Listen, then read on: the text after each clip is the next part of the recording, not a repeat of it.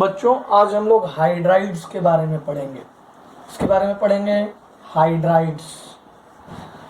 अब देखो तुम्हें तो पता ही है, जब हाइड्रोजन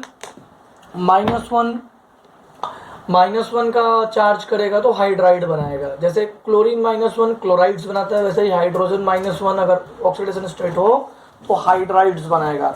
और तुम्हें ये भी पता है कि हाइड्राइड्स किसके साथ बनते हैं? मेटल के साथ। तो देखो एक सिंपल सी बात बताता हूं मैं, metal plus nitrogen,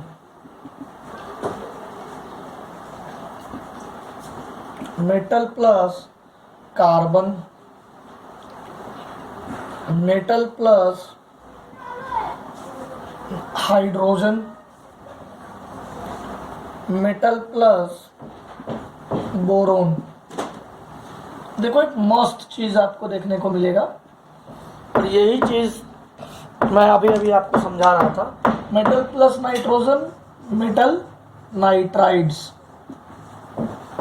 metal carbide, metal hydride, metal boride. देखो समझ गए? वैसे ही जिस तरह से मेटल नाइट्रोजन मेटल नाइट्राइड बनाता है, अगर मेटल प्लस हैलोजन लिखता तो मेटल हैलाइड, बिल्कुल वैसे ही मेटल हाइड्राइड भी बनता है। ठीक है, अब देखिए भैया, हाइड्रोजन हाइड्राइड मतलब हाइड्राइड्स कितने तरह के हैं? ध्यान से देखिएगा, 3 तरह के होते हैं। सॉल्ट लाइक हाइड्राइड्स, और देखो जो सॉल्ट बनता है वो आयोनिक कंपाउंड से बनता है, तो इसको बनेंगे हम आयोनिक हाइड्राइड्स। अब देखो भैया, सॉल्ट सलाइन लगता है। कैसा लगता है? सलाइन लगता है, इसलिए इसका नाम सलाइन हाइड्राइड भी है। अब देखो भाई, ये सॉल्ट जो होते हैं और बाकी जो भी आयोनिक कंपाउंड होते हैं वो क्रिस्टलीन होते हैं। क्रिस्टल स्ट्रक्चर होता है, अमोर्फस नहीं होते हैं ये लोग। अगर इनका छोटा सा भी पॉइंट आप लो तो वैसा ही दिखेगा, वैसा ही शेप लेगा, वैसा ही प्रॉपर्टी शो करेगा जैसा उसका बड़ा अगर कोई पार्ट लिया। तो ये होता है सॉल्ट लाइक हाइड्राइड। तो फर्स्ट इनको आयोनिक हाइड्राइड भी कहते हैं, इनको सलीन हाइड्राइड भी कहते हैं, और इनको क्रिस्टलिन हाइड्राइड भी कहते हैं। सेकेंड है बच्चों कोवेलेंट हाइड्राइड, तो मैं यहाँ सेकेंड लिख देता हूँ। सेकेंड है कोवेलेंट हाइड्राइड। अब देखो भाई, कोवेलेंट हाइड्राइड को मोलिक्यूलर हाइड्राइड भी कहते हैं, मोलिक्यूलर हाइड्राइड भी कहते हैं। और थर्ड है मेटालिक हाइड्राइड, मेटालिक हाइड्राइड जिसको इंटरस्टिशियल हाइड्राइड कहते हैं, मेटालिक हाइड्राइड या इंटरस्टिशियल हाइड्राइड। चलो बच्चों, एक एक करके हम आज हाइड्राइड्स को कंप्लीट करेंगे। इसके फिजिकल प्रॉपर्टी, जैसे सॉल्ट लाइक हाइड्राइड्स और आयोनिक हाइड्राइड्स, इसके हम लोग फिजिकल प्रॉपर्टीज के बारे में पढ़ेंगे, इसके हम लोग केमिकल प्रॉपर्टीज के बारे में पढ़ेंगे। सिमिलरली कोवेलेंट हाइड्राइड के भी पढ़ेंगे और मेटालिक हाइड्राइड का भी पढ़ेंगे। चलें, मिटा दूं मैं? ओके, यहाँ तक नोट डाउन कर लीजिएगा, पॉज करके चलिए। अब हम लोग आगे बढ़ते हैं। फर्स्ट है सॉल्ट लाइक हाइड्राइड। बाकी नाम तो आपको ही पता है, सलाइन हाइड्राइड नाम है, आयोनिक हाइड्राइड नाम है, तो ये मैं बार बार लिखना नहीं चाह रहा हूँ, इतना तो आपको पता है। सॉल्ट लाइक हाइड्राइड का बाकी सारे नाम आयोनिक हाइड्राइड्स। इसके प्रिपरेशन, ये प्रिपेयर कैसे होता है देखना बच्चों ध्यान से। Preparation, saline salt like hydride है इस ब्लॉक एलिमेंट प्लस हाइड्रोजन। अब भैया इस ब्लॉक एलिमेंट में क्या है? Group 1, group 2। ग्रुप 1 में क्या आता है? अल्कली मेटल, इसकी oxidation state +1, alkaline earth metal, इसकी ऑक्सीडेशन स्टेट +2। ठीक है, अब देखो इन दोनों पे अगर मैं हाइड्रोजन डाल दूं तो मेटल हाइड्राइड मिलेगा, सॉल्ट लाइक हाइड्राइड मिलेगा, सॉल्ट लाइक हाइड्राइड।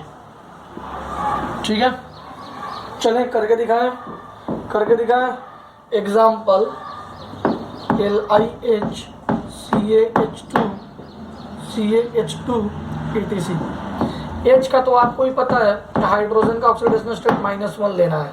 देखो ये CH2 याद रखना, इसको हाइड्रोलिथ कहते हैं। ये जेईई मेंस में डायरेक्ट पूछा है कि whose among these are hydrolith, तो बहुत बच्चे LiH पे टिक मार देते हैं क्योंकि LiH लिथियम है और लोगों को लगता है कि यही हाइड्रोलिथ होगा, जबकि CaH2 is named as hydrolith. ठीक है, मिटा दूं मैं। चलिए अब मैं इसकी फिजिकल प्रॉपर्टी आपको बताता हूँ। फिजिकल प्रॉपर्टी मैं यहाँ भी बता सकता हूँ बिना मिटाए। प्रिपरेशन के बाद सेकेंड आता है फिजिकल प्रॉपर्टीज। फिजिकल प्रॉपर्टीज ये लिख लो बच्चों, प्रिपरेशन अच्छे से लिख लीजिए, यहाँ तक लिख लेंगे। ठीक है, इसके बाद प्रिपरेशन के बाद फिजिकल प्रॉपर्टीज। फिजिकल प्रॉपर्टीज देखिएगा ध्यान से। पहली बात, ये क्रिस्टलाइन कंपाउंड है, क्रिस्टलाइन कंपाउंड, तो इनकी melting point and boiling point कैसी होगी बच्चों? हाई होगी। और बताओ डेंसिटी कैसी होगी? ये भी हाई होगी। अच्छा ये कंडक्टिंग होंगे कि नहीं? ऑब्वियसली होंगे क्योंकि आयोनिक कंपाउंड है। कंडक्टिंग इन नेचर, आपको मैंने बताया कि आयोनिक कंपाउंड सॉलिड फॉर्म में कंडक्ट नहीं करते हैं, लेकिन उनको मोल्टेन किया जाए तो कंडक्ट करने लगते हैं। ये सारी बातें आपको पता है। या अगर वो एक्वस फॉर्म में होंगे तो कंडक्ट करेंगे। क्यों? क्योंकि जब तक उनको चार्ज कैरियर नहीं मिलेगा वो कंडक्ट कैसे करेंगे? और चार्ज कैरियर होता है आयंस या इलेक्ट्रॉन्स। ये थर्मली स्टेबल होते हैं। थर्मल स्टेबिलिटी, आपको एक थर्मल स्टेबिलिटी के ऑर्डर पता होना चाहिए। मान लो LiH NaH KH, अगर ऐसा लिखा हुआ है RbH, अगर आपसे पूछा कि इनका थर्मल स्टेबिलिटी बताओ, तो अगर थर्मल स्टेबिलिटी मतलब हीट प्रोवाइड करे फिर भी स्टेबल है। अब यार ये दोनों छोटे छोटे थे, ये बड़ा बड़ा बड़ा, तो ओवरलैपिंग कॉमन लगा तो स्टेबिलिटी घट जाएगी। तो जिस तरह से साइज इंक्रीज होगा थर्मल स्टेबिलिटी डिक्रीज हो जाएगी। देखो सबसे ज़्यादा थर्मल स्टेबिलिटी वो है। सेम ग्रुप 1 के हाइड्राइड्स आपने देख लिए, सेम ग्रुप 2 के हाइड्राइड्स के साथ भी हम लोग कर सकते हैं। क्या है? BeH2 CH2 से स्टार्ट करते हैं, CH2 SrH2 और BaH2। कोई दिक्कत है? नहीं। तो ये सारे क्या थे आपके? ये सारे फिजिकल प्रॉपर्टीज हैं। क्रिस्टलिन कंपाउंड है तो मेल्टिंग बॉइलिंग पॉइंट ज़्यादा ही होगा, डेंसिटी ज़्यादा होगा, कंडक्टिंग इन नेचर होगा। कंडक्टिंग सॉलिड स्टेट में नहीं होता है क्योंकि इलेक्ट्रॉन फ्री नहीं रहते हैं, कोई चार्ज कैरियर नहीं रहता है। और थर्मल स्टेबिलिटी मैंने बता दिया कि किस तरह से साइज बड़े हो जाएंगे तो थर्मल स्टेबिलिटी डिक्रीज हो जाएगी। आइए अब केमिकल प्रॉपर्टी जो कि बहुत इंपॉर्टेंट है, इसमें हम लोग ढेर सारे रिएक्शंस पढ़ेंगे। तो केमिकल प्रॉपर्टीज की बात करते हैं। इसको जिस ट्रिक से मैं आपको सिखाऊंगा, जिस तरीके से मैं आपको याद कराने की कोशिश करूंगा, क्योंकि केमिकल प्रॉपर्टीज में बेसिकली हमें रिएक्शन पढ़ने हैं, और जब भी बच्चों रिएक्शन पढ़ना होता है तो हमें उस चीज़ को अच्छे से याद करना पड़ता है। ठीक है, तो मैं कोशिश करूंगा कि आपको याद हो जाए सारी चीज़ें। ठीक है, एडजस्ट थोड़ा मैं कर रहा था पास। आइए पढ़ें केमिकल प्रॉपर्टीज। केमिकल प्रॉपर्टीज, किसकी केमिकल प्रॉपर्टीज हम लोग पढ़ने जा रहे हैं बच्चों? हम पढ़ने जा रहे हैं आयोनिक हाइड्राइड्स के केमिकल प्रॉपर्टीज। देखिएगा ध्यान से। पहली बात, first, it is reducing, strong reducing agent. Strong reducing agent है, इसकी फर्स्ट प्रॉपर्टी होगी।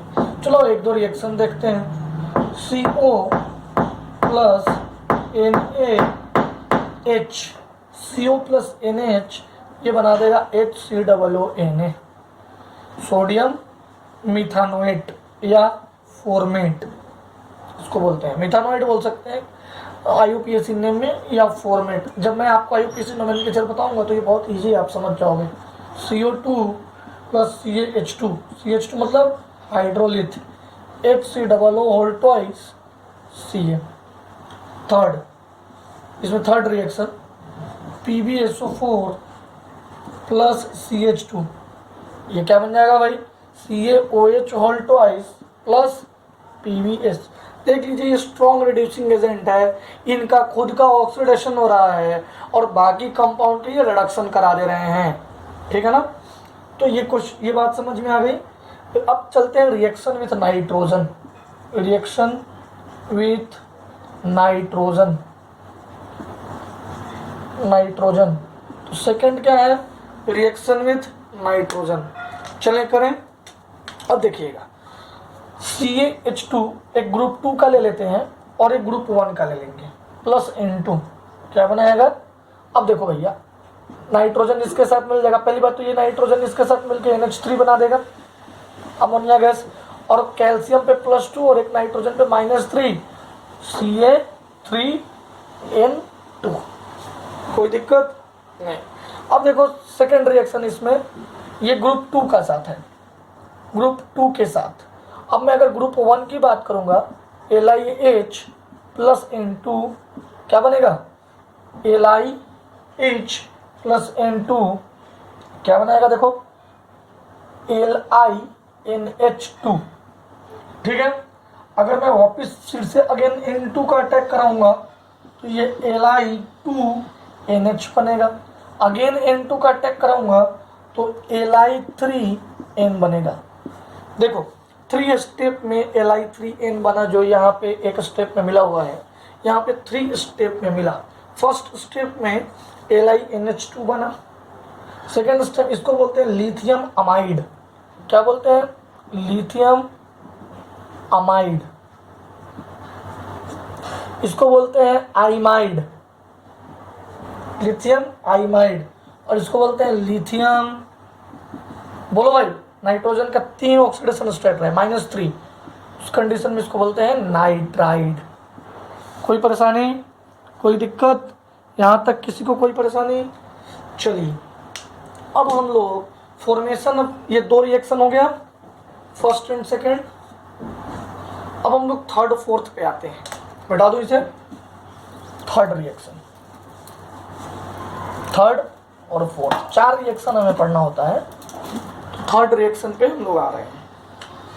Third reaction, formation of strong reducing agent, formation of strong reducing agent. Strong reducing agent का फॉर्मेशन होता है LiLH4। आप ये ऑर्गेनिक केमिस्ट्री में बहुत बार देखेंगे, फॉर्मेशन ऑफ अल्कोहल में तो ये इतना बार यूज किया गया कि मत पूछिए। तो ये स्ट्रॉन्ग रिड्यूसिंग एजेंट, ये स्ट्रॉन्ग रिड्यूसिंग एजेंट है। ये कैसे बनता है देखना बच्चों, रिएक्शन देखना, LiH plus LCl3 gives LiAlH4, lithium aluminium hydride, ठीक है, कोई दिक्कत नहीं। अब देखो भाई, ये जो सॉल्यूशन है वो ईथर में होता है, ईथर में किया जाता है। ईथर मतलब C2H5O C2H5, ये कोई ईथर में किया जाएगा। देखना NH plus BOCH3 whole thrice, इसको बोलते हैं ट्राई मिथॉक्सी बोरेट। ये रिएक्शन होगा तो क्या बनेगा बताओ, क्या बनेगा, NaBH4, again this is strong reducing agent, और प्लस आगे क्या बनेगा उससे हमको ज़्यादा मतलब नहीं, ठीक है। तो चौथा रिएक्शन नहीं है, 3 ही रिएक्शन पढ़ने हैं, 3 तरह के। पहला कौन था, reaction with, it is as reacting as strong reducing agent. फिर इसका रिएक्शन नाइट्रोजन के साथ पढ़ा हमने, नाइट्रोजन में 2 रिएक्शन पढ़ा हमने, कैल्शियम का और लिथियम का। लिथियम पहले अमाइड बना, फिर आइमाइड बना, और फिर क्या बन गया, नाइट्राइड। इसके बाद हम लोग कैल्शियम हाइड्रोलिथ का रिएक्शन देखे, जिसमें डायरेक्ट हमको कैल्शियम नाइट्राइड मिल गया है। इसके बाद हम लोग formation of strong reducing agent पढ़े, ठीक है। अब कोवलेंट और मोलिकुलर हाइड्राइड के बारे में पढ़ने जा रहे हैं बच्चों। मैं मिटा दूं इसे। We are now going to study covalent और मोलिकुलर हाइड्राइड। चलिए सेकंड तरह का कौन सा हाइड्राइड है बच्चों? सेकंड, कोवेलेंट और मोलिकुलर हाइड्राइड। ठीक है, चलिए ध्यान दीजिएगा, कोवेलेंट और मोलिकुलर हाइड्राइड पे थोड़ा सा ध्यान दीजिएगा। इन salt like hydride electronegative difference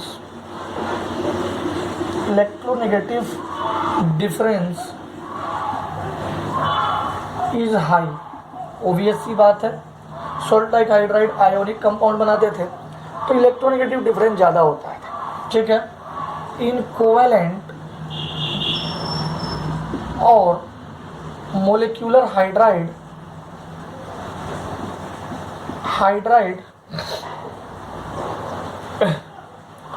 electronegative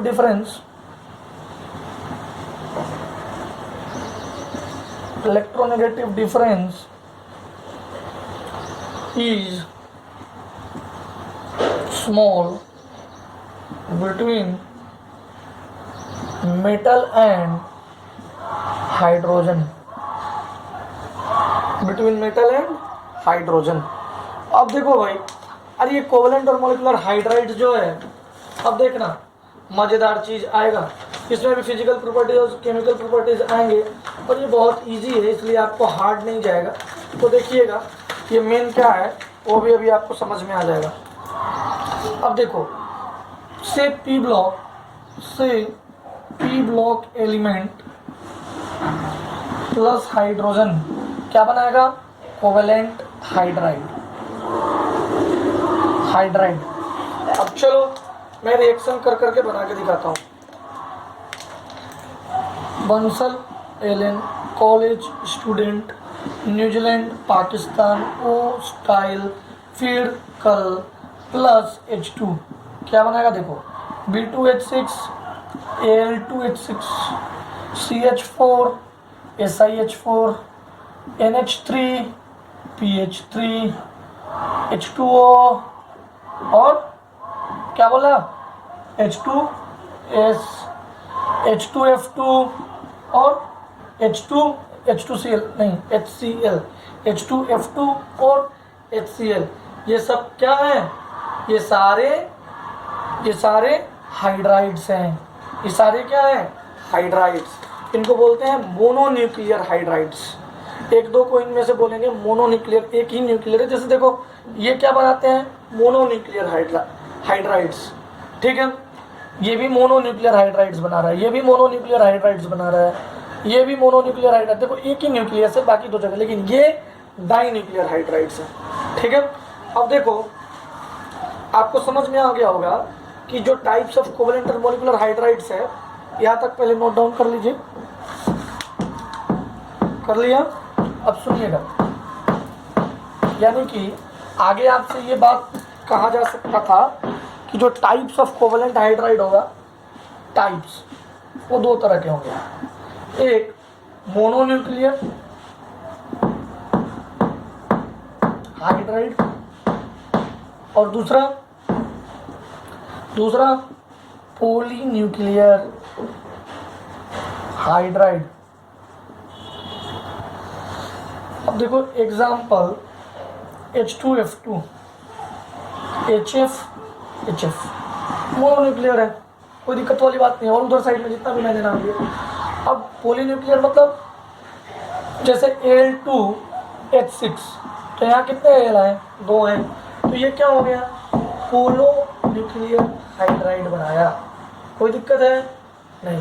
तो अब देखो BCNOF, इनसे अगर बहुत सारा दो मॉलिक्यूल्स आएगा तो वो पोलो न्यूक्लियर हाइड्राइड्स बनाएगा। फ्लोरीन के अलावा जितने भी मैंने यहाँ पे लिखा था उस वक्त मोनो बना रहे थे, बट वो पोली भी बना सकते हैं। आपको मैंने ये बताया है कि इनका एक्साइटेशन स्टेट अगर बढ़ाया जाए तो ये जो नाइट्रोजन फैमिली होते हैं वो 3 और 5 दोनों को देते हैं। ऐसे ही आपको आगे भी पता है कि वो ज़्यादा न्यूक्लियर चार्ज रख सकते हैं, मतलब उनका ऑक्सीडेशन स्टेट ज़्यादा हो सकता है। जब ज़्यादा ऑक्सीडेशन स्टेट होगा तो ज़्यादा न्यूक्लियर मतलब पॉलीन्यूक्लियर हाइड्राइड बनाया जा सकता है। ठीक है, अब आते हैं हम लोग केमिकल प्रॉपर्टीज़ पे। जो मेन फोकस है हमारा रिएक्शंस के बारे में वो है chemical properties. Chemical properties, chemical properties में हमें क्या क्या पढ़ने हैं तो देख लीजिए एक बार। ठीक है, केमिकल प्रॉपर्टीज़ में हमें पढ़ने हैं reaction with borides, carbides and HCl and H2। तो देखो Mg3B2 plus 6HCl, Al4C3 plus 6H2O, Mg2Si plus 4HCl। यही 3 रिएक्शन हमें पढ़ने हैं और इन 3 रिएक्शंस को आप ध्यान से देखिएगा। ये बनाएगा B2H6 प्लस MgCl2, ये बनाएगा CH4 प्लस Al2O3, ये कार्बन CH4 में कन्वर्ट हो गया, और ये बनाएगा SiH4, जिस तरह से ये कार्बन हुआ SiH4 प्लस MgCl2। बैलेंस कर लेंगे। ये केमिकल प्रॉपर्टीज खत्म हो गए बच्चों। अब हम लोग पढ़ने जा रहे हैं मेटालिक हाइड्राइड और इंटरस्टिशियल हाइड्राइड। क्या पढ़ने जा रहे हैं? मेटालिक हाइड्राइड और इंटरस्टिशियल हाइड्राइड। देखिएगा, ध्यान से देखिएगा बच्चों। मेटालिक हाइड्राइड और इंटरस्टिशियल हाइड्राइड। ठीक है, देखिएगा। सीन इन, ये कहाँ दिखता है? Seen in D block elements. ये डी ब्लॉक एलिमेंट्स में दिखाई देता है, जैसे इस शक्ति, वाक, मन, मत फेंको, निकुजन। मैंने आपको ये सारा चीज याद करवाया था। ठीक है, as this structure is BCC FCC, so there is void in them। देखो BCC और FCC स्ट्रक्चर अभी इतना समझ लीजिए, बॉडी सेंटर्ड और फेस सेंटर्ड, कि मान लो कि ये क्यूब है।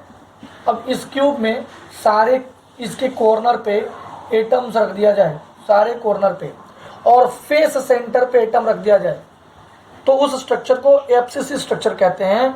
और मान लो अपने रूम को एज्यूम करो, वो रूम एक क्यूब है, उसके सारे कॉर्नर पे मैंने क्या रख दिया? एटम, और बॉडी सेंटर पे मैंने क्या रख दिया? एक atom.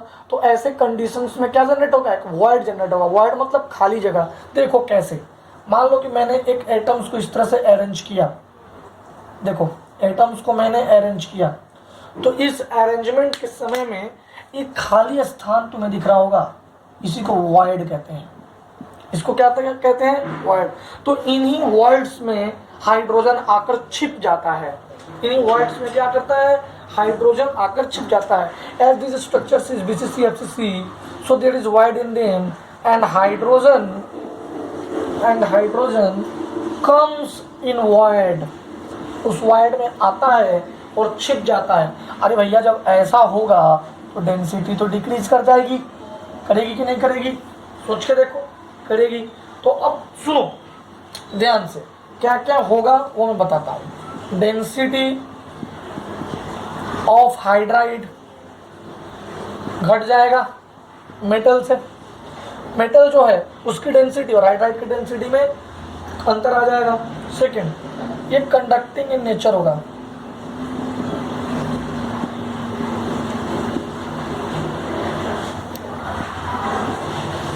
Third point, metallic lustre, shining होगा इसमें। Fourth point, non stoichiometric compound, ये जो फोर्थ पॉइंट है बच्चों, ये सॉलिड स्टेट में आपको पढ़ाई जाएगी। इसकी रेशियो बराबर नहीं रहेगी। स्टिक्योमेट्रिक कंपाउंड, ये सारे इसके क्या थे, फिजिकल प्रॉपर्टीज। केमिकल प्रॉपर्टीज आपको नहीं पढ़ने हैं, इसके सिर्फ फिजिकल प्रॉपर्टीज पढ़ने हैं। तो इस तरह से हमने हाइड्राइड्स को कंप्लीट कर लिया है, ठीक है। अब हम लोग प्रॉपर्टीज ऑफ हाइड्रोजन पढ़ रहे हैं। क्या पढ़ेंगे बच्चों, प्रॉपर्टीज ऑफ हाइड्रोजन। तो उस प्रॉपर्टी में हम लोग अभी फिजिकल प्रॉपर्टी पढ़ेंगे और कल के क्लास में केमिकल प्रॉपर्टी पढ़ेंगे, ठीक है। तो फिजिकल प्रॉपर्टी पढ़ते हैं, मिटा दो इसे।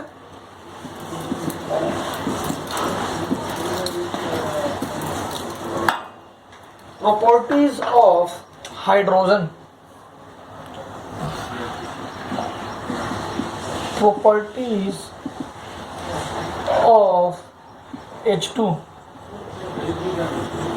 बताओ, प्रॉपर्टीज दो ही तरह का पढ़ना है हमें।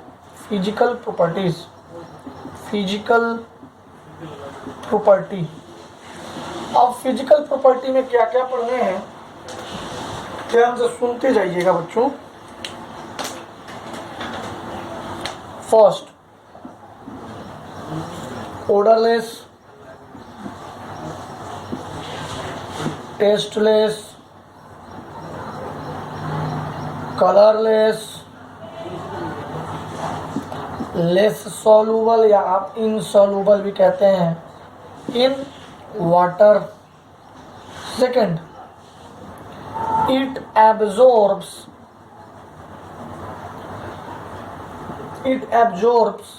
एडजॉर्ब्स लिखना सही है, एडजॉर्ब्स मतलब सरफेस पे एडजॉर्ब होना, चिपकना। जैसे ये इंक है, इंक बोर्ड पे चिपक रहा है ना, कि बोर्ड के अंदर घुस जा रहा है, एब्जॉर्ब हो रहा है। It adsorbs on some specific metals. खूब पढ़ोगे आप, निकल, प्लैटिनम, पैलेडियम, 3 मेटल्स है जिस पे हाइड्रोजन एडजॉर्ब हो जाता है, ठीक है। अब इसका क्रिटिकल टेम्परेचर वेरी लो होता है। Critical temperature is very low. Critical temperature gases state में पढ़ाऊंगा मैं। अगर मान लो कोई चीज लिक्विड में है या वेपर में है, तो एक उस टेम्परेचर को हम क्रिटिकल टेम्परेचर कहेंगे कि उस टेम्परेचर के बिलो अब फर्दर वो लिक्विड में कन्वर्ट ना हो सके। या कोई चीज लिक्विड में है तो एक ऐसा टेम्परेचर और प्रेशर जिसके बाद उसका फेज बदल जाए, या उस टेम्परेचर तक लास्ट, उसी टेम्परेचर तक वो लिक्विड में रहे। अब हाइड्रोजन गैस है, तो हाइड्रोजन फाइनली हाइड्रोजन लिक्विड में मान लो आ गया, तो हाइड्रोजन 239 डिग्री सेल्सियस तक, -239 डिग्री सेल्सियस इसका फेज नहीं बदलेगा। इतना लो इसका क्रिटिकल टेम्परेचर है। मतलब उसका जो फेज है, जो एक्चुअल फेज है, वो इतने ज़्यादा टेम्परेचर लो करने पे या हाई करने पे या प्रेशर बढ़ाने घटाने पे उसके फेज में कोई चेंज ना आए, उसको क्रिटिकल टेम्परेचर कहते हैं, ठीक है। तो अगले क्लास में हम लोग केमिकल प्रॉपर्टीज़ के बारे में पढ़ेंगे। तब तक के लिए आप इसे पढ़ें, नोट डाउन कर लें। चलिए।